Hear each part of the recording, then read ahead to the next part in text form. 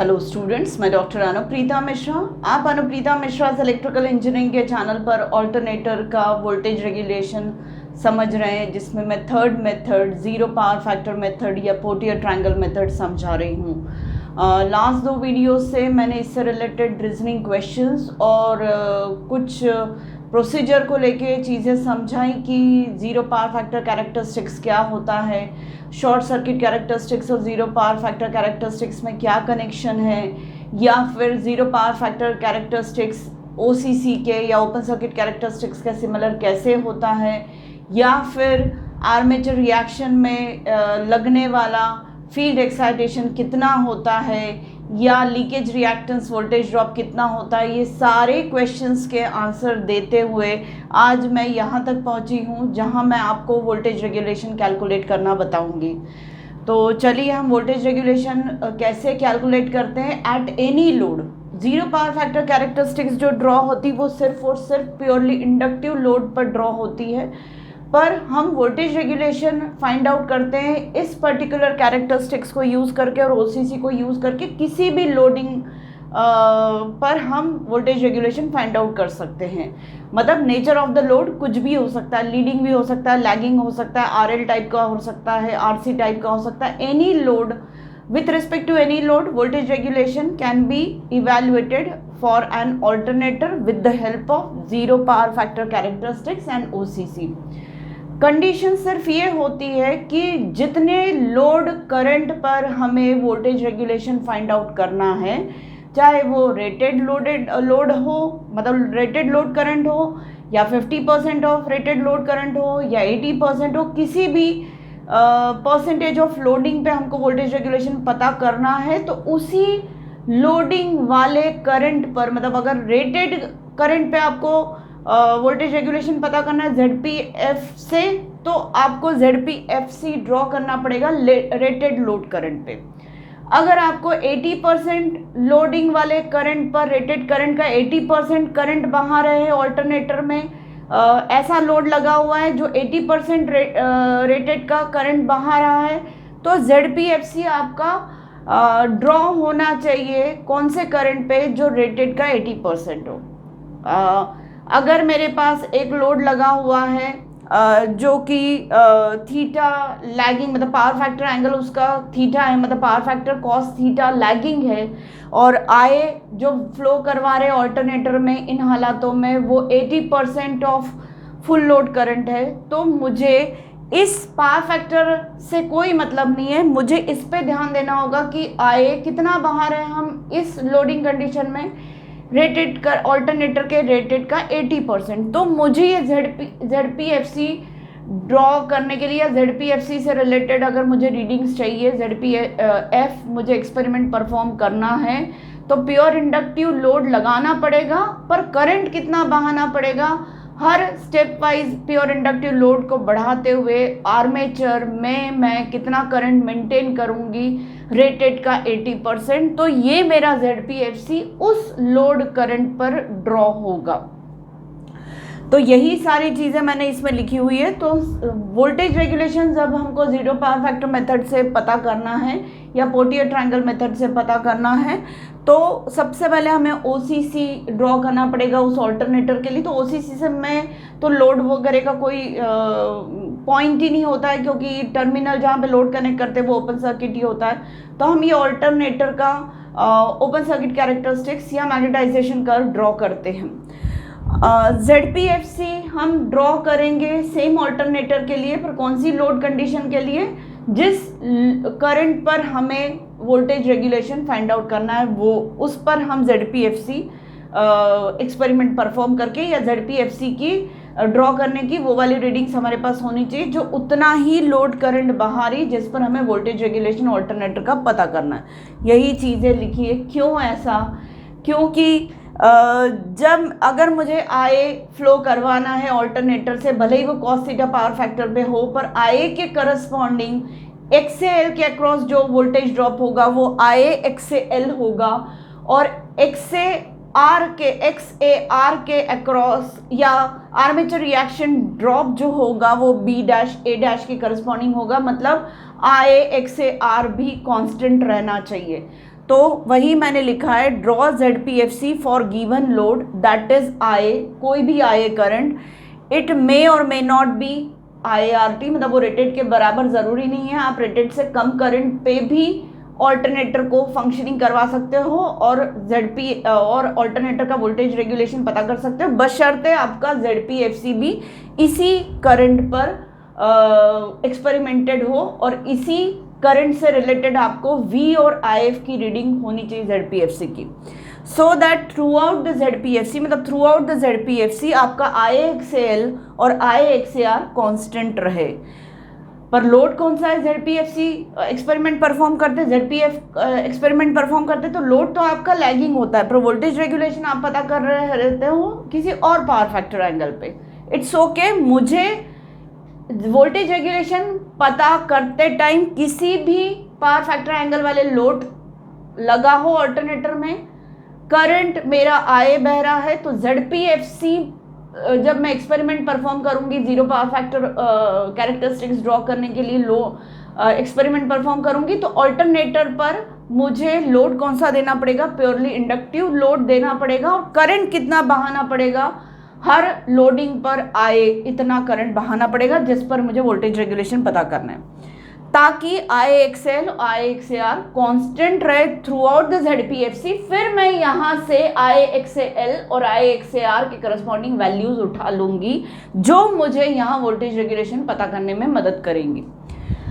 अब जब हम ये प्रोसीजर फॉलो करते हैं, तो then while following procedure to find voltage regulation, जब हम ये वोल्टेज रेगुलेशन पता करने की प्रोसीजर फॉलो करते हैं, तो लेंथ ऑफ IXL, ये जो लेंथ है IXL की B', ये लेंथ एंड BA, ये वाली वैल्यू B', A' बोलो या BA बोलो, for armature reaction will remain constant. मतलब इस करंट पर जब हम जीरो पावर फैक्टर लोडिंग वाला एक्सपेरिमेंट परफॉर्म करते हैं और ZPFC के वैल्यूज ड्रॉ करते हैं, तब थ्रू आउट द एक्सपेरिमेंट दो चीज़ें कांस्टेंट बनी रहती, B', C' या फिर BC कांस्टेंट बना रहता है, BA या B', A' कांस्टेंट बना रहता है।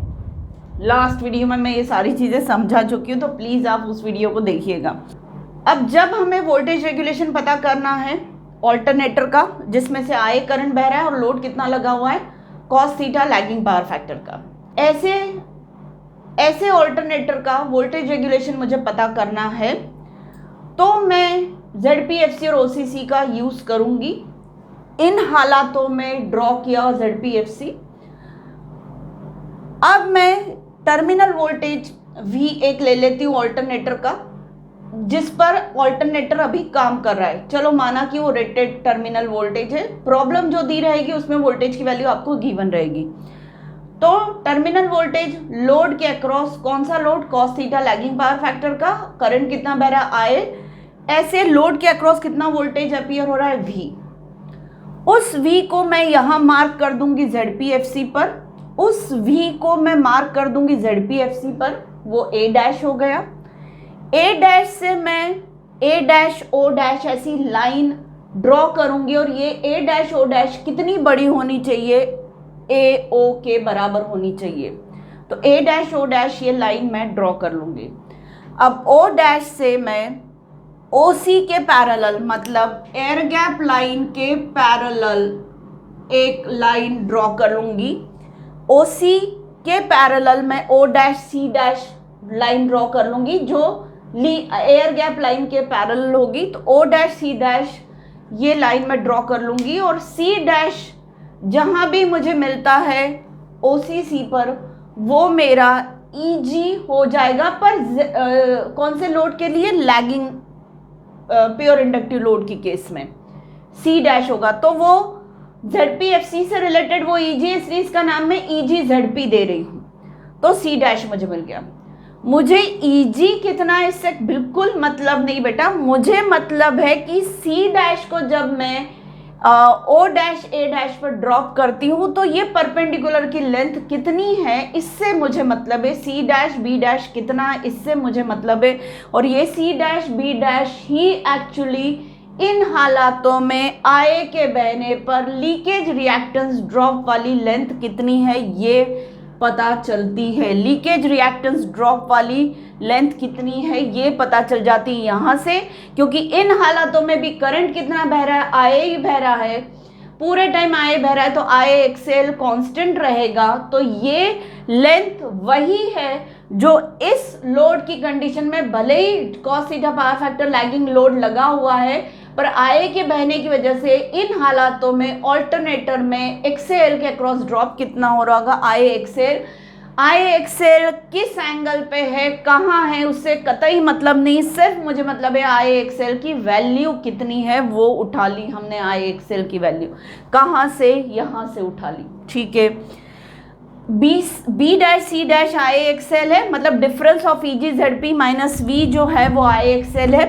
मैं XL की वैल्यू फाइंड आउट कर लेती हूँ। XL की वैल्यू मैं ऐसे फाइंड आउट करूँगी कि B डैश C डैश जो ये वोल्टेज मिल रहा है मुझे, इसको मैं IA से डिवाइड कर देती हूँ। IA से डिवाइड करती हूँ, कौन सा वाला IA, यही, क्योंकि इन हालातों में भी वही आए, इन हालातों में भी वही आए, तो IA के मैग्नीट्यूड से डिवाइड कर देती हूँ तो मुझे XL ओम्स मिल जाएगा। मतलब लंबाई अगर देखूँ तो मुझे IXL इतना ही मिलेगा।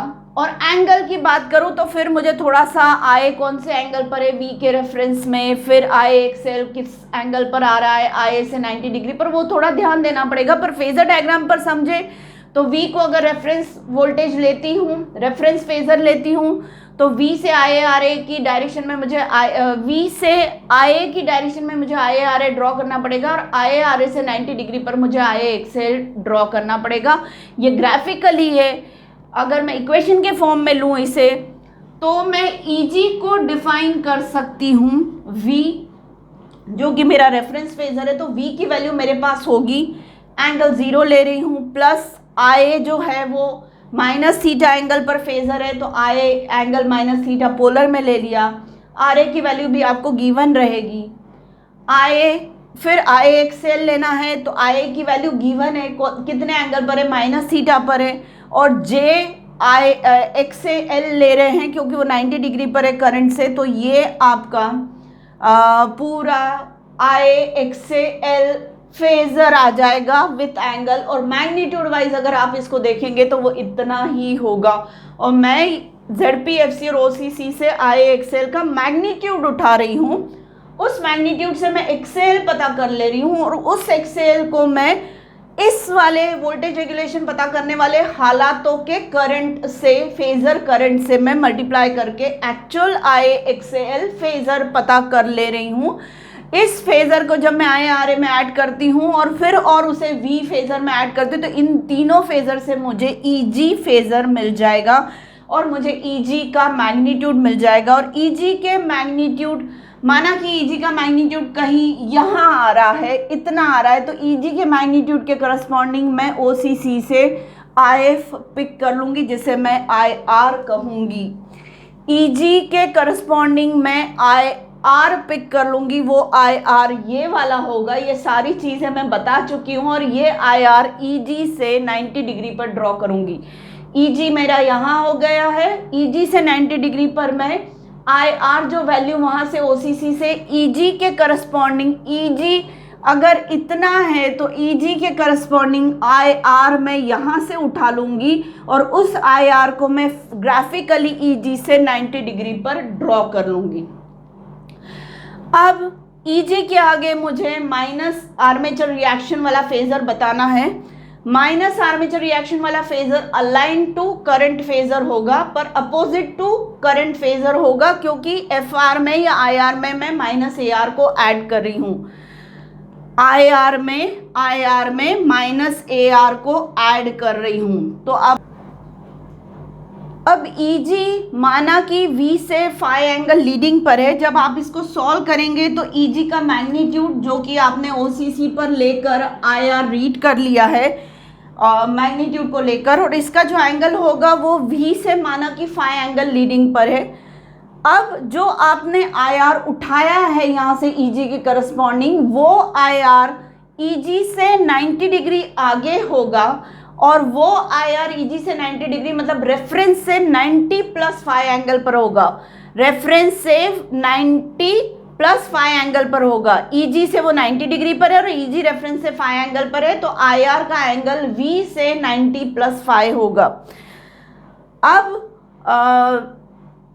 इस IR के आगे मैं -AR फेजर बनाऊंगी जो कि पैरेलल टू IA होगा, पर इस -AR की लेंथ कितनी होगी तो वो मुझे यहाँ से पता चलेगा, क्योंकि जब C' से हम परपेंडिकुलर ड्रॉप करते हैं O' A' पर, तो B' पे वो टच हो रहा है। C' B' तो आपकी IAXL लेंथ हो गई, और B' A' जो है वो फील्ड एक्साइटेशन है जो काम आ रहा है, या तो B' A' या ये वाला ले लीजिए AB, ये वो फील्ड एक्साइटेशन है जो आर्मेचर रिएक्शन को कंट्रीब्यूट करता है। मतलब ये BA के बराबर मैं AR की लंबाई बनाऊंगी, पर अपोजिट टू IA बनाऊंगी, तो -AR लिख लिया, तो IR और उसके आगे -AR, तो इन दोनों का जो सम होगा वो टोटल फील्ड एक्साइटेशन होगा। तो IR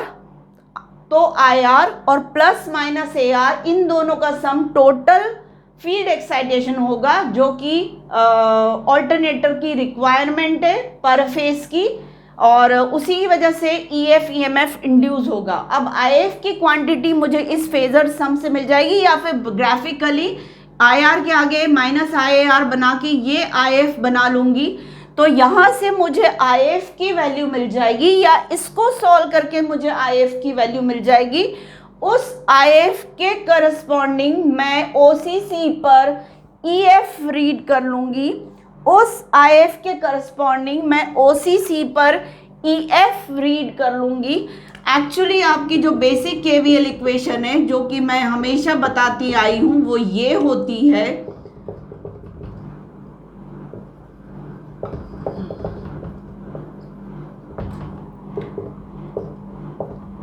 ये बेसिक आपकी KVL इक्वेशन है। तो इन सब की वजह से total required field excitation FF पता चल गया, जो कि क्या प्रोड्यूस करेगा EF। तो FF की वैल्यू मैं यहां से पता कर लूंगी, माना कि FF इतना है या IF इतना है, तो इस IF के करस्पॉन्डिंग मुझे OCC से EF पता चल जाएगा, और इस EF को मैं IF से 90 डिग्री लैगिंग पर ड्रॉ कर लूंगी। मतलब मैं IA से R नहीं ड्रॉ कर रही हूं, मैंने पहले V ड्रॉ किया, फिर IARA ड्रॉ किया, फिर IAXL मुझे मिल गया ZPFC और OCC से। ये पॉइंट मिलने के बाद मैंने EG ड्रॉ कर लिया, EG से मैंने OCC की मदद से रीड कर लिया कि कितना EG डेवलप करने के लिए फील्ड एक्साइटेशन चाहिए, तो FR चाहिए। मुझे आर्मेचर रिएक्शन में जाने वाला फील्ड एक्साइटेशन पता है, ये वाला, तो इसके आगे मैंने वो फील्ड एक्साइटेशन बना दिया। इन दोनों का जो सम होगा वो टोटल फील्ड एक्साइटेशन है, जो कि EF डेवलप करता है और इन सबको ओवरकम करता है, या इन सबको प्रोवाइड करता है एनर्जी। तो वो EF, एक बार मुझे IF पता चल जाएगा, तो IF के करस्पॉन्डिंग OCC से मैं EF पता कर लूँगी। फिर मैं EF को IF से 90 डिग्री लैगिंगनेस पर ड्रॉ करूंगी, और EF की लेंथ मुझे यहाँ से पता चल चुकी है। तो जैसे ही EF की लेंथ पता चलेगी, तो EF की लेंथ -V/V × 100 करूंगी, तो मुझे वोल्टेज रेगुलेशन पता चल जाएगा। इस तरीके से ज़ीरो पावर फैक्टर मेथड या पोर्टियर ट्रायंगल मेथड से हमें वोल्टेज रेगुलेशन पता चलता है। पोर्टियर ट्रायंगल हमको मदद करता है इसका एल्टीट्यूड IAXL पता करने में या XL पता करने में, और इसका बेस हमें मदद करता है आर्मेचर रिएक्शन में जाने वाले फील्ड एक्साइटेशन एनर्जी के बारे में। तो पोर्टियर ट्रायंगल का ये और ये दोनों हमें मदद करता है, तो इसलिए इस मेथड को पोर्टियर ट्रायंगल मेथड भी बोलते हैं। फिर से मैं रिवाइज कर दूं, सबसे पहले हमने V लिया, V से जो भी हमारा लोड लगा हुआ है ऑल्टरनेटर का, जिस पर हमें वोल्टेज रेगुलेशन पता करना है, वो करंट हमने ड्रॉ कर लिया। इसी करंट के करस्पॉन्डिंग हम zero power factor lagging load वाला एक्सपेरिमेंट परफॉर्म करते हैं, तो ZPFC की रीडिंग्स हमें मिल जाती हैं। फिर V के आगे हम IARA ड्रॉ कर देते हैं in the direction of IA। फिर हम IARA के आगे IAXL ड्रॉ कर लेते, जो कि हमको कहाँ से मिला है, पोर्टियर ट्रायंगल और OCC से, या फिर ये कहिए OCC और ZPFC से या पोर्टियर ट्रायंगल से। तो IXL मिला, फिर हमने इसकी टिप को V के स्टार्टिंग टिप से ज्वाइन कर दिया तो EG मिल गया। EG के करस्पॉन्डिंग हमने IR रीड कर लिया OCC से। IR जैसे ही मिल गया तो IR के आगे पोर्ट्रेट ट्रायंगल के बेस के बराबर IA के अपोजिट डायरेक्शन में एक फेजर ड्रॉ किया तो टोटल सम IR और माइनस IR से हमें IF मिल गया। ये IF वो है जो पूरा का पूरा क्या डेवलप करता है, आर्मेचर वाइंडिंग के अक्रॉस EF और इन सबको सप्लाई करता है। तो जैसे ही हमें IF मिला तो हमने OCC पर IF के करस्पॉन्डिंग EF रीड आउट कर लिया। जब EF की लेंथ हमें मिल गई तो हम फेजर डायग्राम पे भी ड्रॉ कर सकते हैं उसे, या फिर EF माइनस V करके V डिवाइडेड करके हमें वोल्टेज रेगुलेशन पता चल जाएगा परसेंटेज में। तो आप ग्राफिकली ऑन स्केल जाएंगे तो ऐसे पता करना है, और अगर ग्राफिकली नहीं जाते इक्वेशंस की मदद से जाते हैं तो आपको ये इक्वेशन और ये इक्वेशन काम में आएगी, पर आपको एंगल्स का ध्यान रखना है, एंगल की गलती नहीं करनी है बेटा। ये आपका -90 डिग्री वाला ZPFC वाला नहीं है, ये आपका जो पावर फैक्टर का लोड लगा हुआ है उसी से रिलेटेड आपको आय का एंगल देखना पड़ेगा, लेना पड़ेगा। तो इस तरीके से ये मेथड हमें मदद करती है वोल्टेज रेगुलेशन पता करने की। बेटा पूरी प्रोसीजर लेंदी है पर बहुत कॉन्सेप्चुअल है। प्लीज़ मेरे तीनों वीडियोस को बार बार देखिए, पॉज करके देखिए और समझने की कोशिश करिए, और अपने क्वेश्चन आंसर इस तरीके से, मतलब जो वाई आपके दिमाग में आता है उसका रीज़न लिखते चलिए। जहाँ भी आपको डाउट हो प्लीज़ कमेंट सेक्शन में लिखिएगा, मैं फिर से क्लैरिफाई करने की कोशिश करूँगी। तो उम्मीद है आपको मेरा आज का लेक्चर पसंद आया होगा, तो प्लीज़ मेरे आज के वीडियो को लाइक कर दीजिए। Thank you.